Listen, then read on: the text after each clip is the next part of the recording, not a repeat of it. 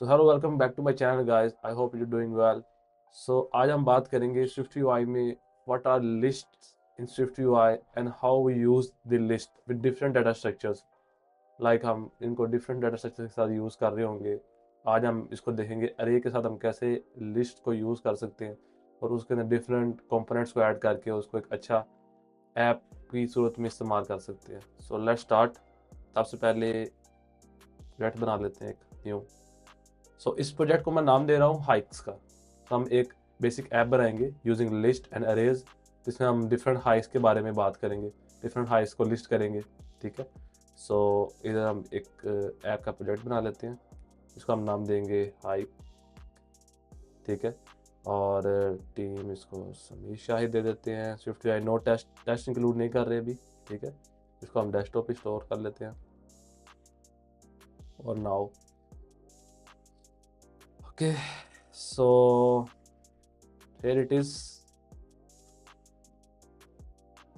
so, सबसे पहले हम क्या कर लेते हैं कि हम बेसिक जो अरे है उसका मैं आपको थोड़ा सा बहुत ओवरव्यू दे देता हूँ कि बेसिक अरे क्या होती है इन द स्विफ्ट यूआई और हम उसको कैसे डिक्लेयर करते हैं। ठीक है। सो अभी फॉर नाउ हम इसको डिलीट कर देते हैं सारे को। ठीक है। And our simulator is loading. तो सबसे पहले हमें एक अरे डिक्लेयर करनी है, तो हमें उसके लिए एक वेरिएबल ही चाहिए होगा, क्योंकि अरे भी एक वेरिएबल के अंदर एज ऑब्जेक्ट स्टोर होती है। ठीक है।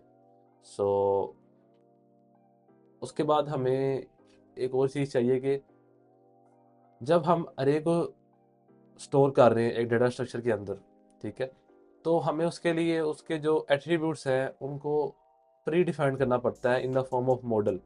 कि हम पहले ही एक मॉडल बना दें, जस्ट लाइक मॉडल के हम यहाँ पर एक फोल्डर बना दें, इसे कहते हैं एम पैटर्न। इसको हम इन अपकमिंग लेक्चर्स देखेंगे कि हम क्या कर रहे हैं यहाँ पे। ठीक है। सो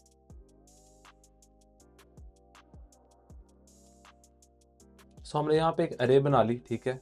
अब हम इस अरे को यूज़ करेंगे टू मेक एन लिस्ट, और उस लिस्ट से हम इसके कंपोनेंट्स को फ्रंट एंड पे डिस्प्ले करेंगे। सो अभी यहाँ पे एक एरर आ रहा है कि content view does not conform the view protocol.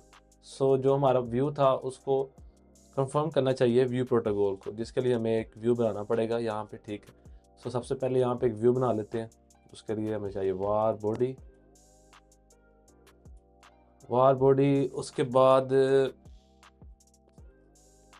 Some view होगा, उसके अंदर सारा व्यू के अंदर हमें सबसे पहले एक एच टैग चाहिए होगा। एच टैग हमें क्या चाहिए कि हमें अपनी जो पिक्चर्स हैं इमेज की उसको हमें एक एच टैग में डिस्प्ले करना होगा। और उसके अलावा हमें एक वी टैग चाहिए होगा। वी टैग के अंदर हम उसकी डिटेल, उसकी डिस्क्रिप्शन और उसके अलावा उसकी हेडिंग डालेंगे। तो सबसे पहले एक लिस्ट बनाते हैं, उस लिस्ट के अंदर फिर देखते हैं क्या क्या डाल सकते हैं। तो सबसे पहले हमें एक लिस्ट चाहिए। लिस्ट के लिए सबसे पहले लिस्ट का हम नाम रख लेते हैं, नाम हम उसका रख लेते हैं हाइक्स। तो सबसे पहले हम एक लिस्ट बना लेते हैं।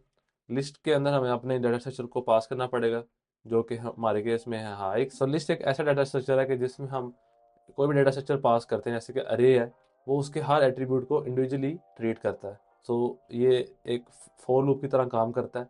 ठीक है।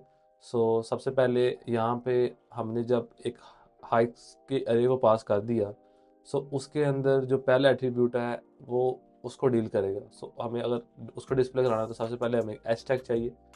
एच टैग के अंदर हम क्या क्या डाल सकते हैं कि एच टैग के अंदर हम एक तो उसका जो है हमारे पास इमेज होगा, इमेज के आगे उसका डिस्क्रिप्शन और उसका टाइटल। तो सबसे पहले एक हैशटैग बनाते हैं जिसके हम अपनी इमेज डालेंगे। ठीक है। सो सबसे पहले हैशटैग के अंदर हमारे पास आएगी इमेज। इमेज के अंदर सबसे पहले हम हाइक डॉट इमेज यूआरएल। अब इसको हम कुछ प्रॉपर्टीज दे सकते हैं ताकि ये अच्छे से रेंडर हो सके हमारे पास। सो सबसे पहले एक प्रॉपर्टी दे देते हैं इसको, डॉट रीसाइजेबल।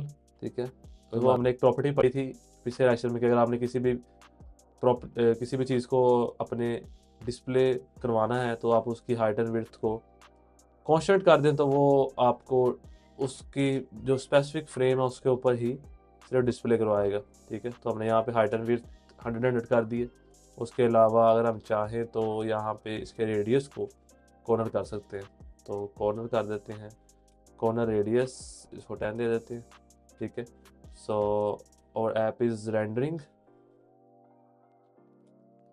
ये तो फिर रेंडर हो जाए, फिर हम इसको इसका जो डिस्क्रिप्शन और टेक्स्ट भी ऐड करते हैं, ठीक है।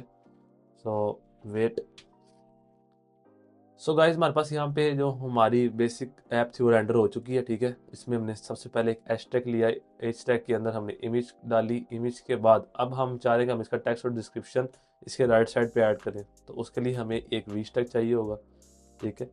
सो स्टैग्स के बारे में हमने पिछले लेक्चर में बात की है। If you not aware what stack is, so I highly encourage you to watch my previous video on the V stacks and H stacks. So यहाँ पे हमने एक वी स्टैग ऐड कर लिया। वी स्टैग ऐड करने के बाद हमें उसके अंदर उसका नेम चाहिए, तो कि हम टेक्स्ट एट्रीब्यूट में ऐड कर सकते हैं। उसके अलावा हमें उसके माइस चाहिए, सो माइस चाहिए और नेम चाहिए। सो यहाँ पे हमें ऑटो सजेस्ट कर रहा है कि आप इनको ऐसे ऐड कर सकते हैं। सो लेट्स सी कि किस तरह इनको ऐड कर रहा है, ठीक है।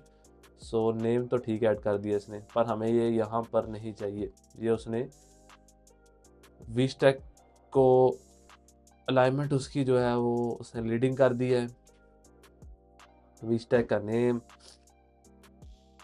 सो यहाँ पे इसने जो कोड ऑटो सजेस्ट किया है मैंने उसको टैप किया, तो यहाँ पर उसने वी स्टैग के अंदर एक टेक्स्ट का कॉलम डाल दिया और एक उसने हमारे पास माइल्स का टोकन डाल दिया। अब माइल्स हमारे पास डबल में थे तो उनकी वैल्यू काफ़ी ज़्यादा डेसिमल्स में आ रही है। सो अगर हम इसको ठीक करना चाहें तो ये भी हो सकता है, माइल्स को एक एट्रीब्यूट प्रोवाइड कर देंगे जिसको कहते हैं फॉर्मेटेड।